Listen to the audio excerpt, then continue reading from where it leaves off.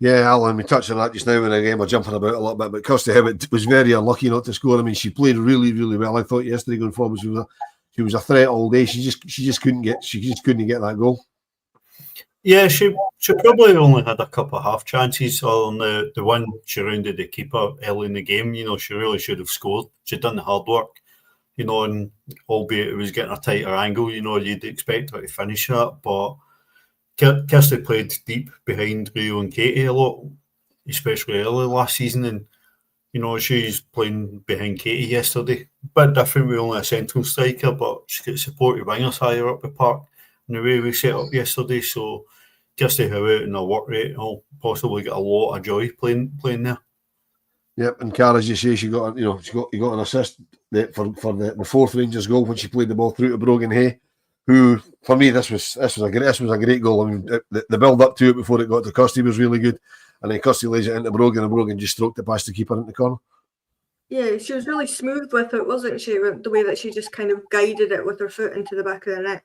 And nice to see Brogan back scoring. She didn't do an awful lot of it last season with injuries and whatnot, so I'm sure that'll do wonders for her confidence. But yeah, Kirsty Howitt just seemed to be everywhere yesterday, well, from the highlights anyway, so good to see. And she was swapping sides, seems to be, so I'm guessing she was just kind of floating about up there trying to make things happen for the strikers or whoever was in front of her. We appear to be back up and running on YouTube, whatever the YouTube issue was. We appear to be back on YouTube. So, Alan, make sure your hair's sorted because we're back on the telly.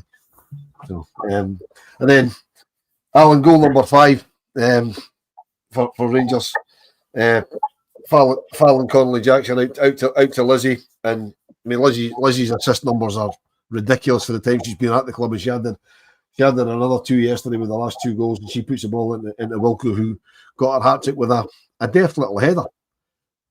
It wasn't as emphatic as a header she had tipped onto the bar early in the second half, but a really good angle down just beyond the dive of the keeper. She going one way, ball went back to where the keeper was coming from, but it was all in the cross from Lizzie. She's beat a full back and then put a cross in. It's often so frustrating for Rollies, but you see a winger try and beat the full back 3 or 4 times. Lizzie's just beat the full back once, cross into the box. And you touched on it, that Fallon sort of laid the ball into Lizzie.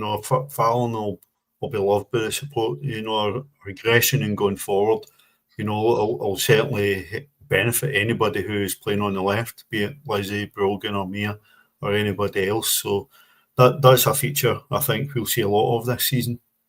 Yeah, and obviously there was another 3 substitutions during the half. I didn't take a note of the times of the goals, so the substitutions certainly happened before the final goal.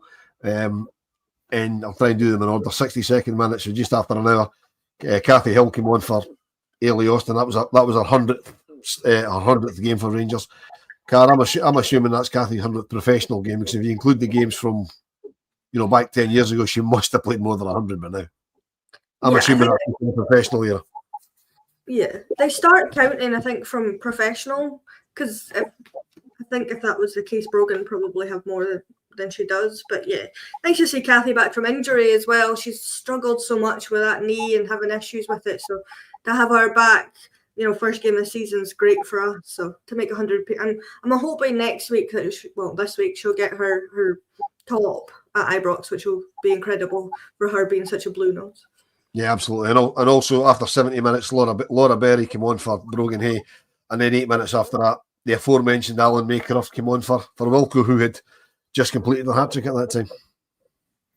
Yeah, it was good timing. A chance for Wilco to get a wee bit of appreciation from the fans. He's shooting off early, and more minutes in the tank for young May. I think with the amount of youngsters we've loaned out, May's going to stay in and around the first team squad, as was mentioned when it was announced about her contract. So really good chance for May to learn and impress, and she continues to come on and do just that. Yep, and Carl, just to close the game out, Lizzie sticks the ball across to Cathy, as you say, on her 100th appearance for Rangers in the professional era. We'll just caveat it with that. And she runs in at the back post and sticks away a screamer from all of about 4 feet. Yeah, it's a hell of a volley. When I seen it come up on Twitter, I was like, oh, that must have been quite a good goal. And then I watched the highlights and I was like, not quite as good as they made it out to be, but nevertheless, the ball from Lizzie is incredible to ping it that distance and to be, pinpoint accuracy straight to Kathy at the back post. I'm sure Alan was absolutely buzzing the fact that someone was at the back post, never mind the fact that someone scored at the back post. But great for Kathy to, she struggled last season, didn't really score that much. Usually from headers, she would score a goal. So to score in the first game of the season is fantastic for Kathy. Yep, Alan, go and talk us through Kathy ghosting in at the back post. I think it's what we all want from set pieces. If it doesn't initially work, keep the ball alive, keep the ball up the park. And Kathy stayed up after a corner, which what ended up back out wide. And as Carl touched on, it was all about delivery from Lizzie.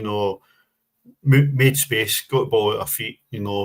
Cross in with her left foot from right, and as I was saying earlier, I looked at the pictures the club put up, and Luke's got some absolutely brilliant action shots of Kathy mid-air, volleying that home. So great to see. Great to see us recycle the ball and keep the ball alive at set pieces and keep the pressure on. And exactly what I want to see when we've got set pieces and controlling games. Yeah, it was. Carl, you wouldn't have noticed it on the highlights, but it was okay, well, we're probably looking for. Alan said at the game when they went down to 10, it'd be disappointing if it's not a lot. And even getting into towards half time, which is 2-1 at half time, is quite disappointing. But what you wouldn't see in the highlights, the pitch was awful.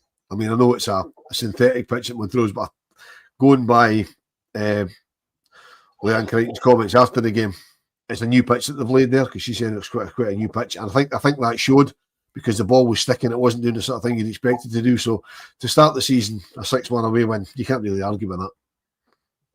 No, and when Wilco, at some point, I'm guessing it's the free kick, when she's hauled down, you can see she kind of slides a little bit, and you just see all the stuff fly up into the air. As Alan said earlier on our podcast, that it was like wood chips or wood pellets or whatever it is. So not a great pitch to play football on, I don't think, but there is positives to take from it. It's not probably what we expected, but a bit of time, get players in, get them bedded into the new system, I think we'll be okay. Yeah. Alan, you think the pitch had a bearing on it? Lucky to get out of there without any injuries, really, because it really wasn't doing what you would expect. That's certainly not what the Montrose pitch has done previously. No, definitely not. And I think the recent weather has probably had an impact as well, because the pitch looked very dry. I don't actually think it looked terribly bad to play on, but certainly a wee bit more unpredictable, and certainly left a few players with some sort of grazing. Jodie and Camille in particular looked like they had some pretty bad grazes down their shins. But as I was saying on Sports Group podcast, I think the players are going to have to be much more adaptable in terms of different styles of pitches this year. One or two teams have new pitches bedding in. We saw even at Petershill last year with a new pitch at the Oriam, with a new pitch. It took a bit of time properly bedding these pitches in, but we're also going to be playing much more on grass, playing most of the games at Ibrox, a much bigger park as well. So, players are going to have to adapt and change their game up a wee bit, and that's got to be a big challenge for everybody to get used to. Yeah, Cara, that's a good point. Alan makes me. We're going to be playing as many home games as we can at Ibrox, but the rest of them, obviously, most of the away games will be on synthetic pitches of various different standards. So, do you think the players are going to struggle with the adjustment? Because before, when they're playing at Broadway, it's plastic, and so it's all artificial mostly. But we're going to be playing less home games than artificial, but most of the away games will be. So, do you think that will be an issue that we'll kind of have to try and find a solution for? I'd like to think it wouldn't be for the experienced players that have played on probably every surface going at this point, but maybe it does take a bit of getting used to, from, especially if it's say like midweek to weekend. If you're playing say plastic midweek and then on grass at the weekend, it could potentially cause a little bit of sticking to get used to it for the first kind of half or whatever. But I'd like to think it wouldn't be the professionals, and hopefully wouldn't be as big of an issue, but I guess it could be. It's a good point. It might throw us a bit for a loop until we get used to playing on grass all the time. Yeah, Alan, the playing on grass regularly is probably going to help us. However, you've got the one that we always say, playing at Ibrox is big for our girls, but it's absolutely massive for the teams coming to play us there as well. So, we have to make sure that Ibrox is as much of a fortress as we can make it. Well, we will be more used to playing on grass than the teams that don't regularly play on grass. However, you've got the factor of where it is, what they're playing in, because for a lot of them it'll be, because let's be honest, some of the girls playing for other teams will be Rangers fans thinking this is magic, and some of them will be people that don't particularly like Rangers thinking this is magic, put one over on them on their own ground. Definitely, but I think something we noticed yesterday, you may have picked up on it as well, obviously watching the game next to me, that I thought we went long a lot quicker, particularly from Jenna, and I think that'll be quite telling, particularly next week. We're going to be playing Hearts on Sunday at Ibrox, and Hearts tend to play a back three. If you're playing wingers high up again, I expect Alice Griffiths to come in the middle, and she likes a long diagonal and playing them early. So I expect us to end up with a lot of joy in the space at Ibrox at wide next week. Yeah, Carl, talking about next week. Ibrox, obviously the first of the regular games at Ibrox next week. Hearts 4:10. We've got the problem of people can't get away from the ground because the subway shuts at 6, which is mental. But that's just a Glasgow problem. Do you think that there'll be a decent crowd despite that? I don't know, to be honest. I don't know if Hearts, like the women's team playing Hearts, excites as many people as it excites us, because we care about the women's team. I don't know if that will have as much pull as an Old Firm against the Glasgow City, that kind of game would have. But I've had a quick look at the tickets and it seems to have sold reasonably well, but then I don't know what was on sale, like how far down the stand was on sale, so it might just be the case that half wasn't for sale kind of thing. But I'm hoping it'll be quite a good turnout. I don't know what the parking situation is like because they've not told us anything yet, so I don't know if we'll be able to park round about, which should help. But it should be easier for people to get to than Broadwood was/is. So hopefully more people will, that said they would if it was at Ibrox, will come along and support the team. Yeah, Alan, picking up on that. Normally for the women's games, you can just park on the streets at Ibrox. There's not usually any parking restrictions at all, other than the ones that are normally there with double yellow lines or whatever. There's no normal match day restrictions usually. No, there's not, and certainly with the current level of crowds that we get, we should find it not too bad with parking. But hopefully we'll see the crowds grow more. I've always believed that if we play the games regularly at Ibrox, we'll grow the crowds quicker and higher than we will playing at Broadwood. But people need to see Rangers actually winning at Ibrox. Tended to take big high pressure games to Ibrox and fail to produce a good. So people are gone, they're not impressed, and then they don't come back. So I think people will get sucked into it a wee bit more and more attracted to it if they realise, no, actually going to go and see Rangers put on a performance and win. So I think there'll be some teething issues. I think there'll be a few issues to iron out to seeing the games played there regularly, and Park will probably be one of them, but hopefully everybody gets in plenty of time. Hopefully it's over for Paisley for anybody that's going to the men's game at St Mirren at lunchtime, and it's generally a good day because it'll be a really good test for us against Hearts. Yes, it will, and the fact that they put the men's game back in and it's at lunchtime on the Sunday is causing me no end of issues, because Sunday is my missus's birthday and I said we'll go to hospitality for the women's game, and that starts we're going to the restaurant, which is 2 hours before. It starts at 2:10. So basically, you need to get from Paisley to Ibrox in about 15 minutes, which is achievable. By helicopter, certainly. Well, Carol's picking us up. We're going to go down the supporters bus, and Carol will pick us up in Paisley. So that's the plan anyway. So if we're a bit adrift, we're a bit adrift. But it's nice. It's nice that they're trying different things as well, Car, because they've got, obviously previously they've done the Club 72 hospitality, which was a shambles when they did it last season against Hearts. I believe the second time they did it, it was a bit better, but this time they're actually opening the restaurant as well. You're paying a bit more, you're getting a 2-course sit-down meal. That'll alleviate some of the pressure.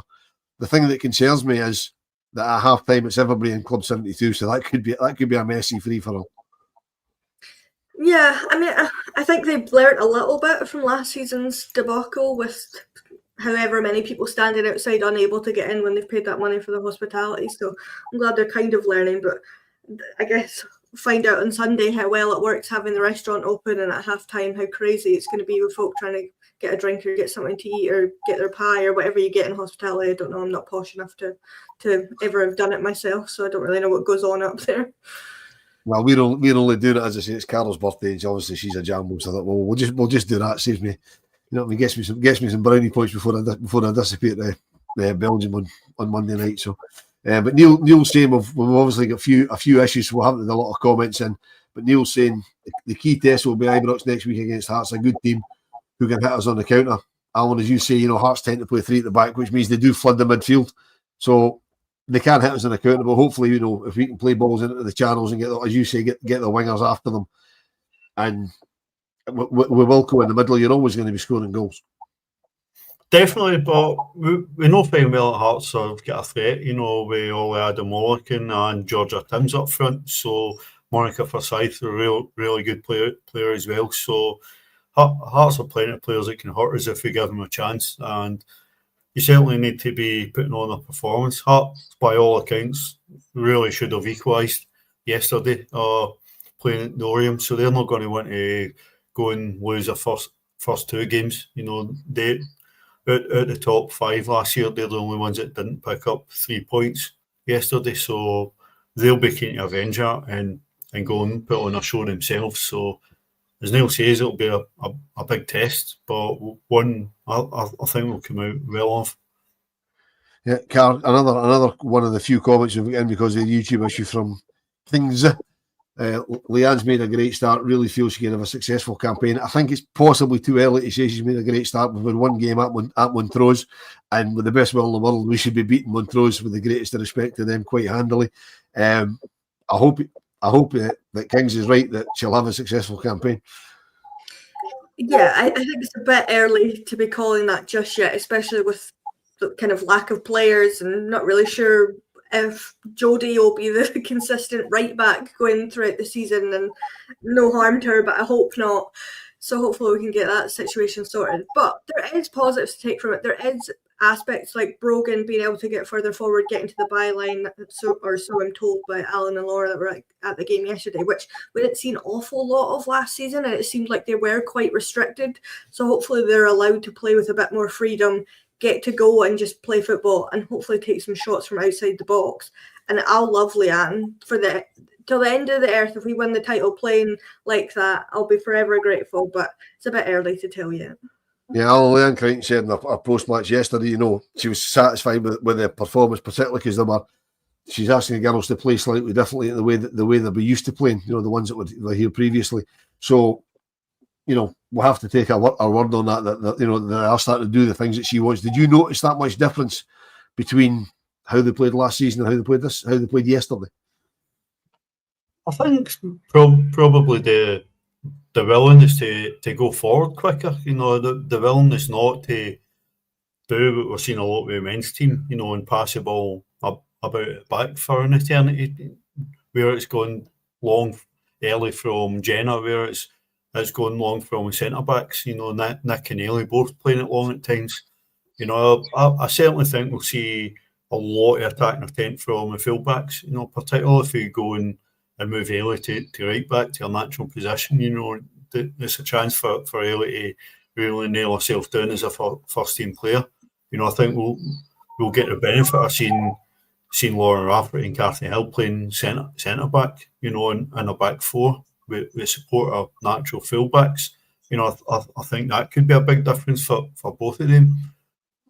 I definitely think the wide play, there's far more emphasis on that than we've seen for the last couple of years. So I think that'll bear fruits, but maybe just sees Katie no quite have a partner playing up front almost on her own. But with that setup, as long as we get midfield out and get enough control in games, I think there'll be plenty of numbers in around the box. And as Carl says, Brogan will be a lot freer.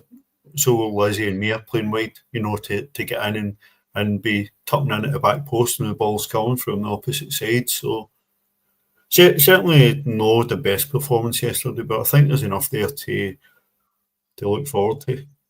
Yeah, Alan touches on the midfield, and okay, we've got plenty of width in the team with the wide players we've got, but you're a bit concerned that we don't really have that many in the midfield, and we seem to have loaned out most of our promising up and coming young midfielders. They seem to be going to other clubs throughout the league, which is fine for their development, but it leaves us a little bit short of numbers. As Alan touched on earlier, we couldn't even fill the bench yesterday.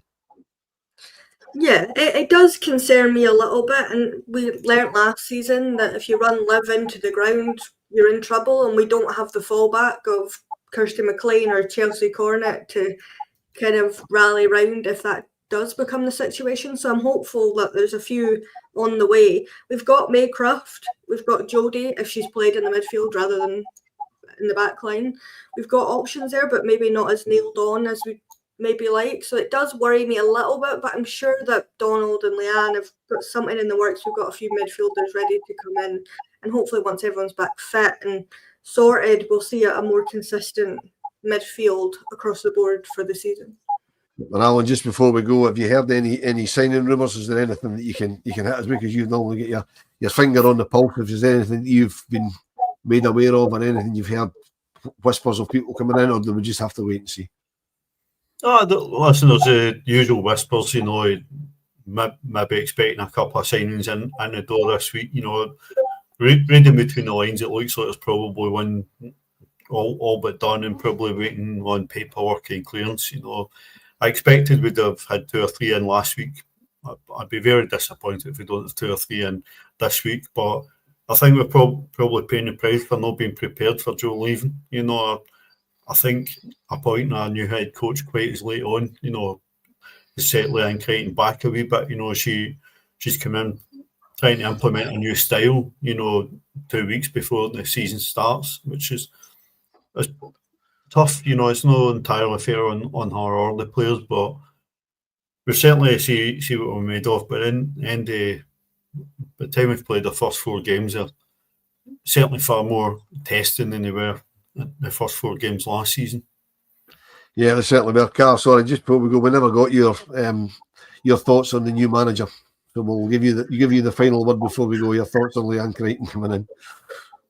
I wasn't initially enamoured with her. I didn't think it was great having another person that had only ever been an assistant. I wasn't initially very happy with that, but thinking about it more and speaking to people, they kind of convinced me that she's a good pundit. She seems to know what she's doing when she was at Motherwell and City, and she knows the Scottish game. She knows a lot of our players, from playing with them or whatnot at City. So yeah, I'm now a bit more happy about the situation than I was, but I think I was just a bit raging that Joe left at that point. I was still annoyed about it, so I think I wasn't going to be happy. But there was a few names floated about that I maybe would have preferred that had a bit more experience, but it turned out not too bad with Joe, so I'm hoping that's the same. And she's Scottish and she knows the league and knows what it takes to win it. So yeah, I'm a bit more happy about the situation.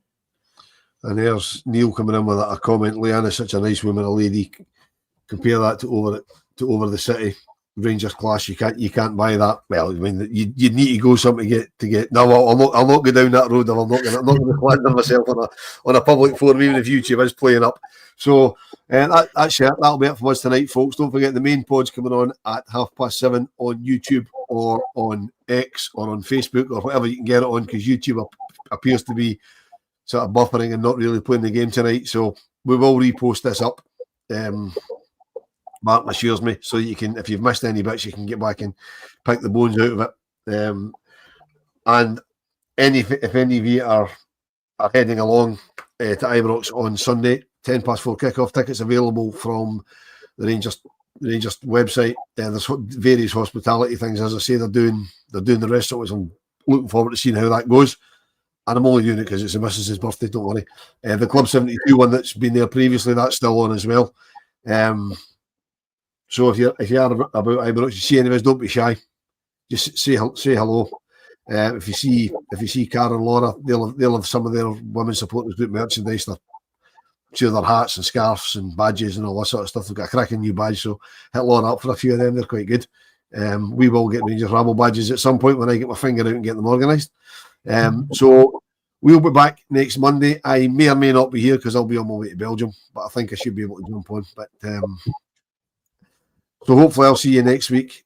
There's a sniper saying I'll have a cuddle. I do, but not from you, Aldo. Thank you very much indeed. Yeah, so we'll be back next Monday to pick the bones out of hopefully a good win against Hearts as we continue our quest for this elusive title that we really need to win back again. So, Carr, as always, thank you very much indeed.